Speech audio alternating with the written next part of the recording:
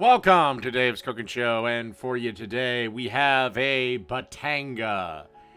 And I hope you're enjoying the show at its new time slot of 4 p.m. Don't forget to like, share, and subscribe. And with all that, let's get into making this cocktail. It's a really simple, easy cocktail to make. Just need a few ingredients.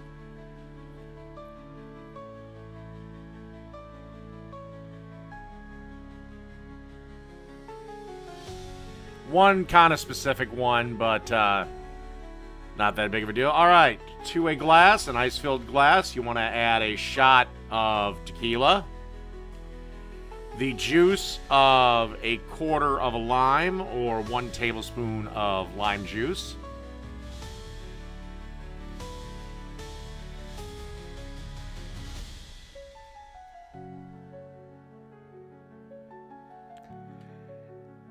and then roughly about a half a cup or 4 ounces of Mexican Coke.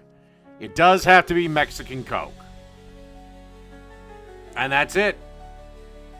Batanga. Done. And before I go, I just want to say this drink was absolutely delicious. And I will concede, Mexican Coke is better than American Coke.